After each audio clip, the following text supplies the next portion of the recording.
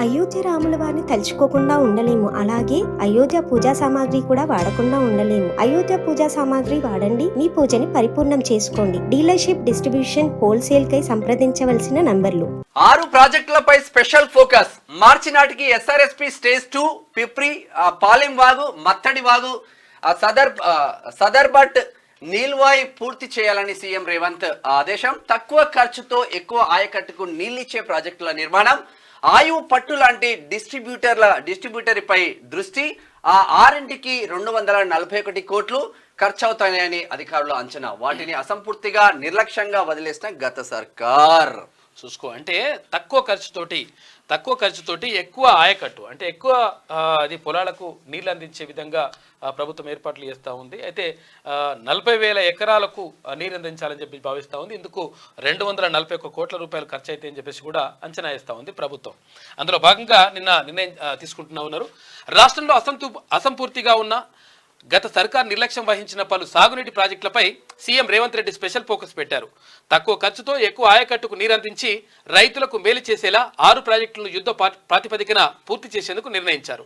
గోదావరి, కృష్ణా బేసిన్లో అర్ధాంతరంగా ఆగిపోయిన ప్రాజెక్టుల వివరాలన్నింటినీ ఇరిగేషన్ ఇంజనీర్ల నుంచి సీఎం ఆరా తీశారు. అయితే ఇందులో భాగంగా తక్కువ ఖర్చుతో త్వరగా పూర్తయ్యే ఎస్ఆర్ఎస్పీ స్టేజ్ 2, తర్వాత పిప్రి, పాలెం వాగు, మత్తడి వాగు, తర్వాత సదర్మట్, నీల్వాయి ప్రాజెక్టుల పనులను ఏడాదిలోగా పూర్తి చేయాలని నిర్ణయించారు. ఆ దిశగా చర్యలు చేపట్టాలంటూ అధికారులను ఆదేశించారు.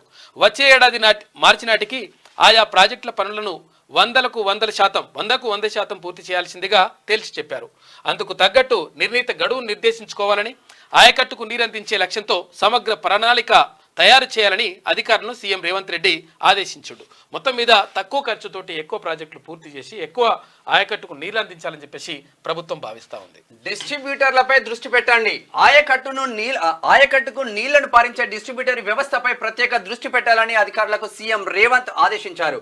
గత ప్రభుత్వం 10 ఏళ్లలో చేపట్టిన ప్రాజెక్టులన్నీ బ్యారేజ్లు, పంప్ హౌజ్లకే పరిమితమయ్యాయని, భారీగా అప్పులు తెచ్చి కాళేశ్వరం ప్రాజెక్టు నిర్మించడం తప్ప మెయిన్ కాల్వలు, డిస్ట్రిబ్యూటర్లు ఆయకట్టుకు నీటిని అందించే కాల్వలను నిర్మించకుండానే వదిలేసింది. అదే తరహాలో గత ప్రభుత్వం చేపట్టిన చాలా ప్రాజెక్టులు అసంపూర్తిగా మిగిలిపోయాయి. దీంతో ఇటీవల పలు దఫాలుగా ఈ ప్రాజెక్టుపై చర్చించిన సీఎం తక్కువ ఖర్చుతో వీలైనంత తొందరగా పూర్తయ్యే ప్రాజెక్టులను చేపడితే రైతులకు మేలు జరుగుతుందని, అందుకు అవసరమైన అంచనాలు సిద్ధం చేయాలని అధికారులకు సూచించారు. ఇదే విధంగా గత 10 సంవత్సరాలలో సీతారామ ప్రాజెక్టు ఖమ్మం, ఇప్పుడు మంత్రి తుమ్మల నాగేశ్వరరావు పట్టుబట్టి మరి ప్రతిరోజు చేస్తా ఉన్నాడు. అది జబర్దస్త్ గా ట్రయల్ రన్ మంచిగా సక్సెస్ అయిపోయింది, మంచిగా నడుస్తా ఉంది. ఇంకా అది కూడా పూర్తి చేసేసి మొత్తం మీద నీళ్ళు అందిస్తామని చెప్పేసి చెప్తా ఉన్నారు ప్రభుత్వం చెప్తుంది.